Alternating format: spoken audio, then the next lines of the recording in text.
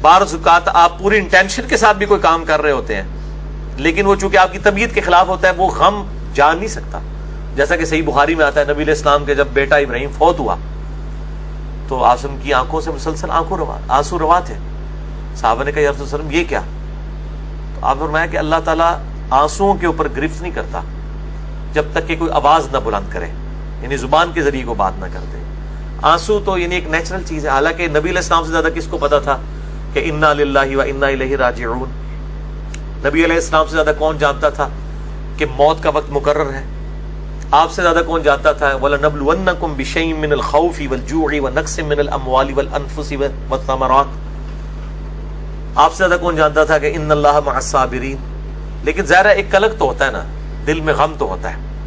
غم کا ہونا، آنکھوں سے آنسوؤں کا آنا کسی تکلیف پر تو سنت ہے، لیکن اس پہ واویلا کرنا، زبان سے اللہ تعالیٰ کے لیے ناشکری کلمات نکالنا، یہ وہ چیزیں جس پہ آپ کو اختیار ہے. آنسوؤں پہ آپ کو اختیار نہیں ہے. آپ کو بری خبر کئی بار ملتی ہے نا، بعض اوقات بندہ کھانا شروع کرتا ہے، اس ٹائم خبر ملتی ہے، اس ٹائم بھوک مر جاتی ہے. اب یہ نہیں آپ کہہ سکتے کہ جناب یہ آپ نے، ظاہر وہ انسان کو اختیار نہیں ہے، وہ اللہ نے اندر ایک سسٹم بنایا ہوا ہے، اس کے اوپر گرفت بھی نہیں. جس چیز کا ہمیں اختیار دیا گیا نا، وہ اگر کوئی کام ڈالے گا نا اس کے اوپر گرفت ہو جائے گی. تو یہاں پہ بھی موسیٰ علیہ السلام کی جو والدہ ہے، ان کے ماں کا دل یعنی بے قرار تھا. انقادت لتبدی بہ لولا ان ربطنا علی قلبها، قریب تھا کہ وہ سب کچھ ظاہر کر دیتی اگر ہم اس کے دل کو مضبوط نہ کرتے. یعنی وہ ظاہر کس طرح کر دیتی کہ ماں ہے بس پھاٹی پڑتی. کسی وقت بھی ایسا ہو سکتا ہے، یعنی کیفیت تو کسی میں بھی طاری ہو سکتی. صحیح بخاری میں حدیث ہے، نبی علیہ السلام ایک عورت کے پاس سے گزرے جو ایک قبر پہ بیٹھ کے تو مسیح کہہ رہی تھی اور رو رہی تھی اونچی آواز سے. تو آپ صلی اللہ علیہ وسلم نے فرمایا صبر کر. وہ آپ کو نہیں پہچانتی تھی یا اس طرف وہ دیکھ نہیں رہی تھی.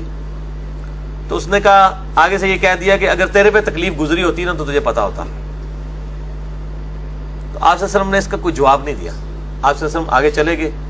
باقی صحابہ نے کہا یہ اللہ کے رسول تھے، تو نے اتنی بدتمیزی کی ہے. یہاں تو کسی ایک بزرگ عالم دین کے بارے میں کوئی یہ نہیں سن سکتا. میں آپ کو نبی علیہ السلام کا کریکٹر اور کردار بتا رہا ہوں. وہ عورت دوڑتی ہوئی حضور کے پاس ہے، یا رسول اللہ غلطی ہوگی، یہ ہوگی، وہ ہوگی. آپ صلی اللہ علیہ وسلم نے اس ٹاپک میں بات ہی نہیں کی ہے کہ تو نے گستاخی کر دی. یا رسول اللہ میں صبر کر لیتی ہوں. آپ نے بس جب اللہ کی باری بات آئی تو آپ نے فرمایا کہ صبر تو صدمے کے آغاز میں ہوتا ہے، بعد میں نہیں. یعنی جب پہلی دفعہ بری خبر کسی کو ملے تو وہ اس وقت صبر کرے، وہ ہوتا ہے. پورا رو پیٹ کے اپنا کام پانی تو باہر گئے، چلو جی اے لوگ ہیں اتنی لمبی لمبی سٹوریاں سناتے ہیں، یار دیکھو جی آیا اور رو پیٹ کے کہتے ہیں نہیں جی دیکھو پھر بھی اسی صبر کر رہے ہیں جی، گالاں بھی کڈن گے دشمن نو، پھر جی صبر کرنا نہیں. تو آپ صلی اللہ علیہ وآلہ وسلم نے فرمایا صبر صدمے کے ابتدا کے وقت ہوتا ہے. الحمدللہ. صحیح مسلم میں ایک حدیث ہے، ام سلمہ رضی اللہ تعالی عنہا وسلام اللہ علیہا، ان کا خاوند فوت ہو گیا ابو سلمہ. ان کو خبر ملی، جنگ میں شہید ہو گئے. انہوں نے نبی علیہ السلام سے ایک دعا سنی ہوئی تھی کہ جو شخص مصیبت اور پریشانی میں اگر ایک دعا ہے ایسی وہ پڑھ لے تو اللہ تعالیٰ اس صدمے کی کمپنسیشن اس سے بھی بہتر فرما دے گا. اور دعا آپ کو پتہ کیا ہے؟ انا للہ و انا الیہ راجعون. یہ مشکات میں آپ کو کتاب الجنائز چیپٹر پہلی جلد کے اندر، اس میں پہلی فصل کے اندر مل جائے گی. بے شک ہم اللہ ہی کے ہیں اور ہم نے بھی اللہ ہی کے پاس لوٹ کے جانا ہے. یعنی اگر مطلب ہمیں کوئی نقصان پہنچا ہے یا ہمارا کوئی مر گیا ہے یا مالی نقصان ہوا ہے تو یہ نقصان ہو گیا، اللہ کے پاس چیز چلی گئی تو ہم نے بھی ایک نہ ایک دن ہم نے بھی تو چلے ہی جانا ہے. اس چیز بھی چلے گی تو کیا ہوا، چاہے وہ مال تھا، چاہے دولت تھی، چاہے کوئی سٹیٹس تھا، کوئی عہدہ تھا، کوئی رشتہ دار تھا، کوئی بھی چیز تھی. اللہم اجرنی فی مصیبتی، یہ پہلا حصہ تو قرآن میں بھی ہے.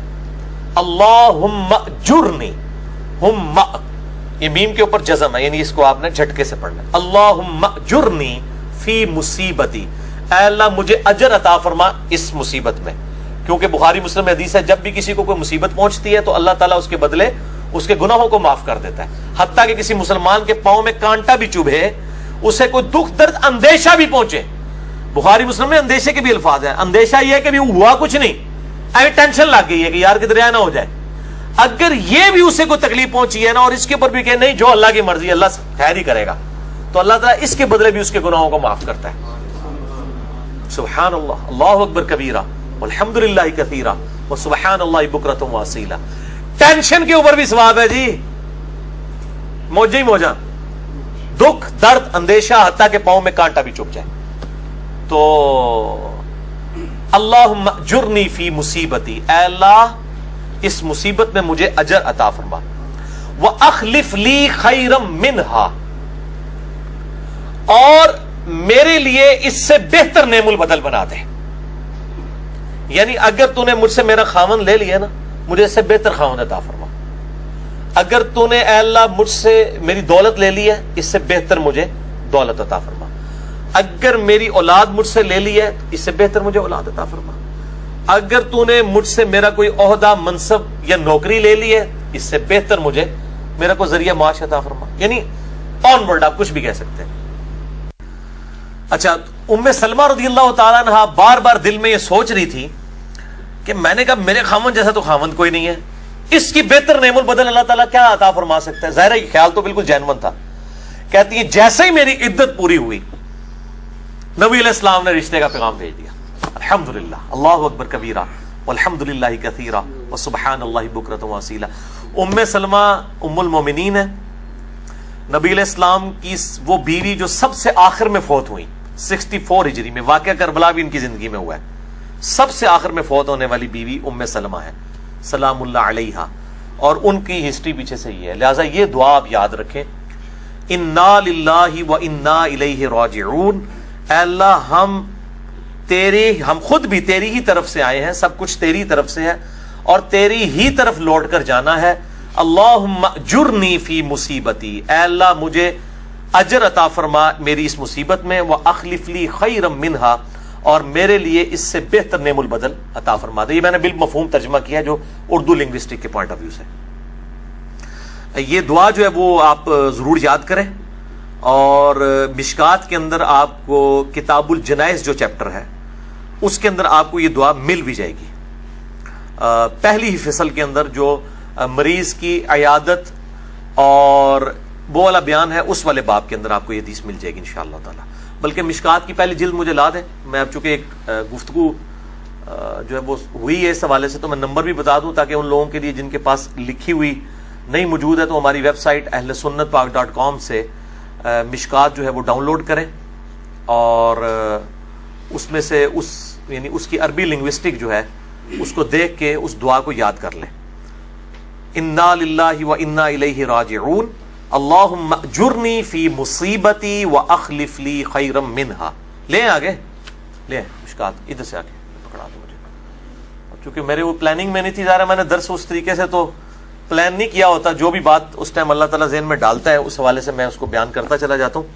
اب چونکہ یہ دعا بڑی کریٹیکل ہے، اب جن لوگوں نے یہ چیز دیکھنی ہے تو انہوں نے ضرور کہنا ہے جناب کہ جی ہمیں تو وہ جو ہے وہ دعا جو ہے وہ ملی نہیں ہے. کبھی کوئی کچھ کہے گا تو میں وہ پہلے ہی جو ہے نا وہ اس میں کلیئر کر دوں کہ یہ کلمات جو ہے نا وہ دیکھیں. الحمدللہ بڑی آسانی سے مل گئی ہے. یہ مشکات کے اندر ایک چیپٹر ہے. پہلے تو مشکات دکھائے نا جی فرحان صاحب ان کو، یہ ہماری فیوریٹ کتاب ہے. مشکات از دا انسائکلوپیڈیا آف حدیث. اہل سنت کی مین سٹریم کی 13 کتابیں، بخاری، مسلم، ابو داؤد، ترمذی، نسائی، ابن ماجہ، الموطا امام مالک، مسند احمد، سنن کبریٰ البیہقی، المستدرک للحاکم، اور کئی کتابوں کے یہ نوٹس ہیں. شیخ زبیر علی زئی صاحب رحمہ اللہ تعالیٰ کی تحکیم اور تخریج کے ساتھ اہل سنت پاک.com پہ 6294 احادیث کا یہ مجموعہ موجود ہے. آج سے تقریباً آپ سمجھ لیں 700 سال پہلے لکھی گئی ہے. امام ولی الدین تبریزی المتوفا 748 ہجری نے اس کو لکھا ہے. یہ المتوفا لفظ جو ہے فا کے اوپر کھڑا زبر ہے. لکھنے میں یہ متوفی ہوتا ہے لیکن عربی میں سے متوفا پڑھا جاتا ہے. جیسے بشرا ہے وہ بشری لکھا جاتا ہے لیکن اس کو بشرا پڑھا جاتا ہے. ٹھیک ہے. مستفی لیکن پڑھا مصطفیٰ جاتا ہے چھوٹی یہ کے ساتھ. تو یہ المتوفا ہے، یعنی وہ فوت ہوئے 748 ہجری میں، اور شیخ زبیر علی زئی المتوفا 1435 ہجری، یعنی تقریباً 700 سال کے بعد انہوں نے اس کی تحکیم اور تخریج کی، صحیح اور ضعیف کے حکم بھی لگائے. اس میں جو کتاب الجنائز ہے اس میں انٹرنیشنل نمبر کے مطابق حدیث نمبر ہے 1618.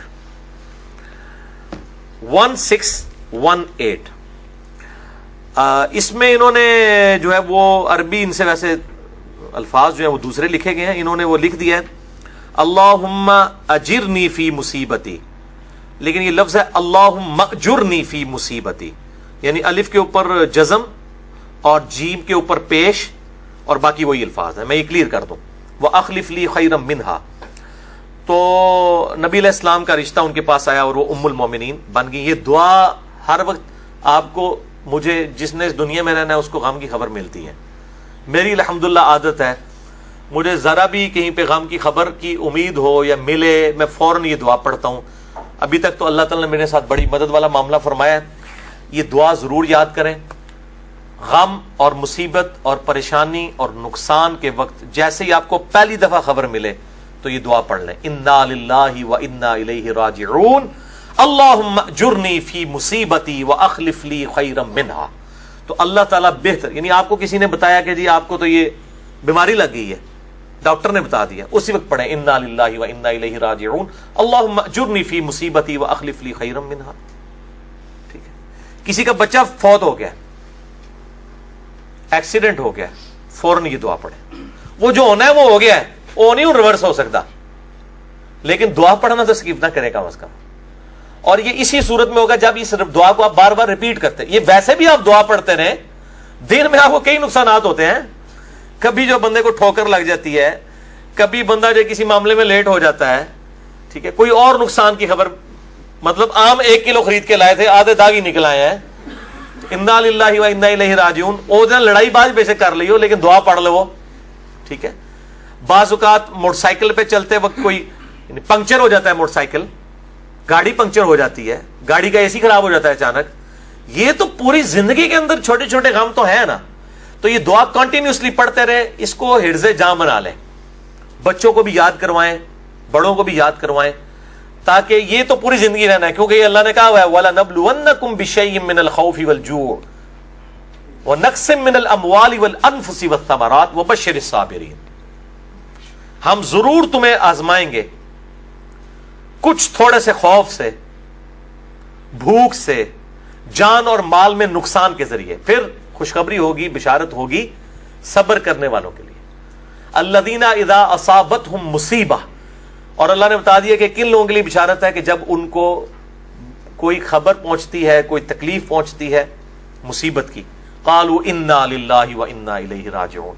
اس وقت پھر وہ یہی کہتے ہیں کہ ہم بھی تو اللہ ہی کے تھے، ہم بھی اللہ ہی کی طرف لوٹ کے جانے ہیں. اگر ہماری یہ چیز کا نقصان ہو گیا، یہ اللہ کے پاس پہنچ گئی، کسی کی بھینس ہی فوت ہو کے پہنچ گئی اللہ کے پاس، تو ہم نے بھی اللہ کے پاس ہی جانا ہے. یہ دعا قرآن میں اتنا حصہ ہے. اور ساتھ اللہم اجرنی فی مصیبتی، اے اللہ مجھے اجر عطا فرما اس مصیبت میں، یعنی ظاہر مصیبت کے بدلے اجر تو ملتا ہے. وَأَخْلِفْ لِي خَيْرًا مِنْهَا، اور اس کا مجھے اس سے بہتر نعم البدل عطا فرما. الحمدللہ، اللہ کے وعدوں پہ یقین رکھیں، انشاءاللہ اللہ تبارک و تعالیٰ اس کا بہتر نعم البدل عطا فرمائے گا.